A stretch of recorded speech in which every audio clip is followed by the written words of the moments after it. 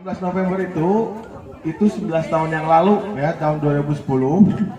Kenapa bisa dibuat jadi angklung sedunia? Jadi 11 tahun yang lalu tim dari Indonesia ya, itu apakah itu sejarawan, ahli apa tuh yang artefak itu ya, arkeolog, termasuk juga dari tim sama Bung Ujo.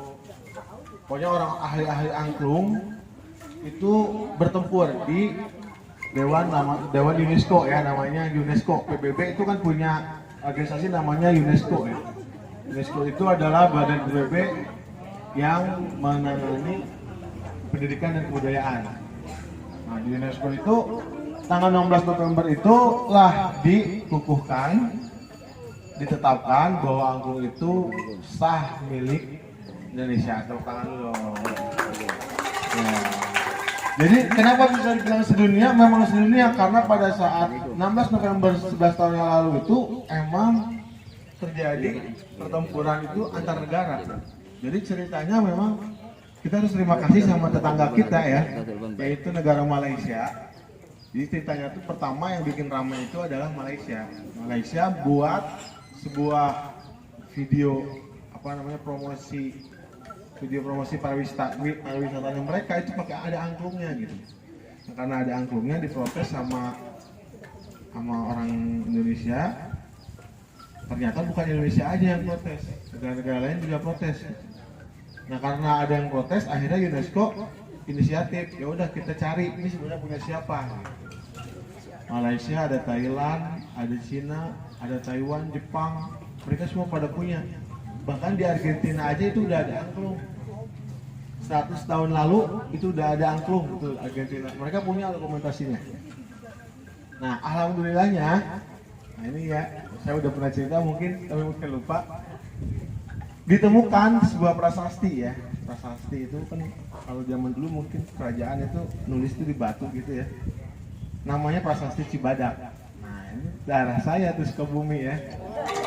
Jadi Prasasti Cibadak itu di situ ditulis bahwa mereka ada perayaan itu pakai angklung, namanya angklung buhun kalau nggak salah. Jadi di angklung itu ditulis bahwa ada perayaan menanam padi atau panen gitu, panen di masa kerajaan siapa, di situ disebutkan angklung sudah ada di situ. Udah dari prasasti itu diuji, akhirnya kita alhamdulillah menang. Itu ya, jadi sejarahnya itu kenapa sedunia, karena memang di seluruh dunia ini cuman satu alat musik yang ajaib yang terbuat dari bambu yang berbentuknya sekarang ini yang udah dipegang angklung itu, yaitu punya Indonesia. Nah, untuk perkembangannya sekarang ya, sampai saat ini ya, angklung yang kita mainkan yang udah dipegang ini, itu kita harus terima kasih sama tokoh namanya Daeng Sutikna. Ya, Bapak Daeng Sutikna itu adalah bapak angklung sedunia yang merubah angklung yang dulunya angklung buhun, angklung buncis yang tadi di prasasti itu kan angklungnya angklung tradisional yang cuma ada 5 nada. Dirubah sama seorang guru namanya Daeng Sutikna. Itu yang punya sahabat yang bisa pengrajin yang namanya Ujong Alagena.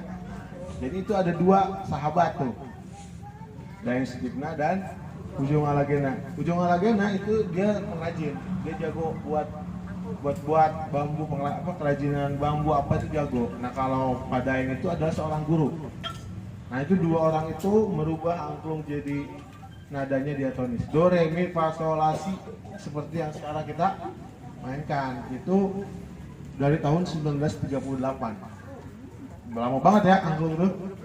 Nah, 38 udah buat itu, jadilah seperti sekarang angklung yang udah ada yang bisa kita mainkan.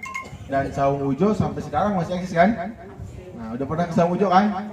Nah, itu Ujo itu adalah tokoh angklung dunia ya, yang merubah angklung dari pentatonis jadi diatonis. Jadi yang dari da minat tila jadi do re mi fa sol la si. Karena Pak Daeng itu adalah pendidik, beliau punya nilai-nilai ya. Kenapa sih angklung ini bisa jadi sebuah warisan dunia, dia disebutnya intangible ya. Jadi bukan angklungnya, tapi idenya. Jadi mungkin zaman dulu tuh orang-orang zaman dulu emang udah sering senangnya begini ngumpul-ngumpul. Makanya ada istilah kan makan nggak makan asal ngumpul kan. Nah ngumpulnya ngapain nih? Nah, itulah. Ini seperti itu ya. Nah 5 poin daripada Sutikna itu kenapa angklung itu jadi unik. Itu 5M disebutnya. Pertama itu mudah. Ini angklung ini adalah alat musik yang mudah.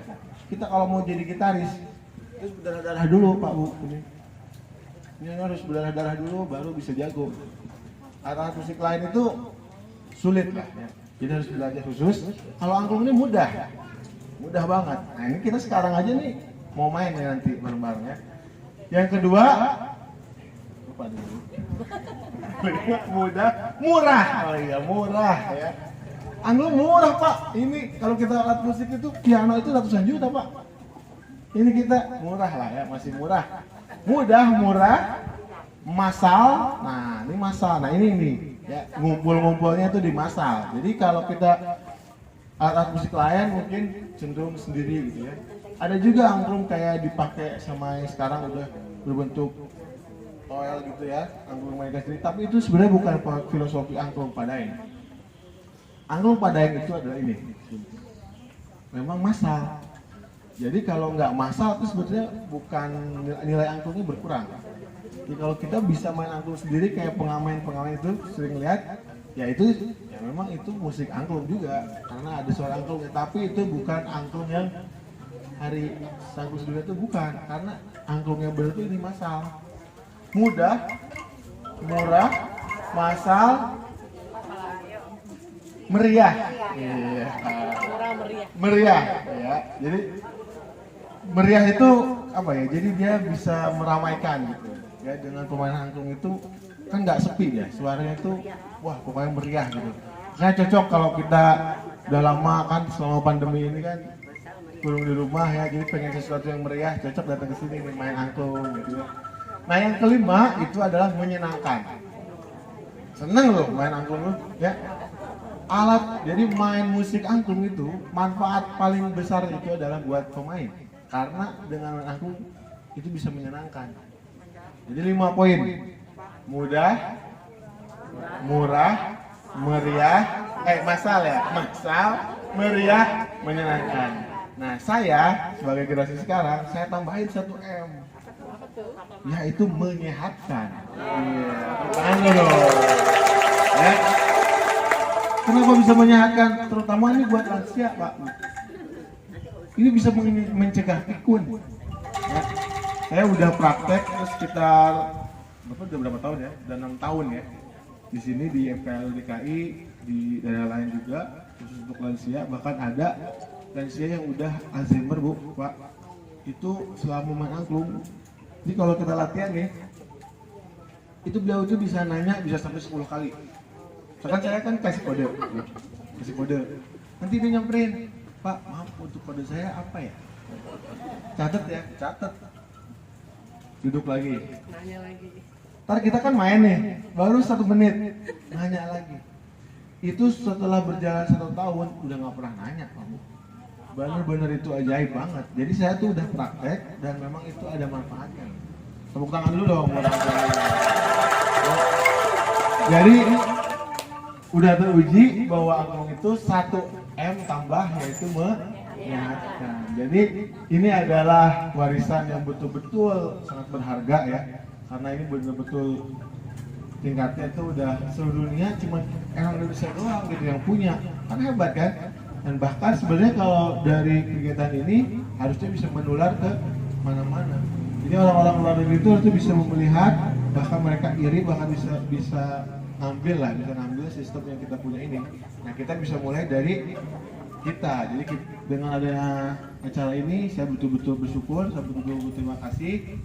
Walaupun kita masih pandemi ini belum selesai, 2 tahun kita nggak bisa ngapa-ngapain ya. Sekarang udah bisa berbuat lagi, udah bisa ngadain lagi. Jadi kita bersyukur banget, alhamdulillah, dan kita bisa senang-senang lagi. Tepuk tangan dulu dong buat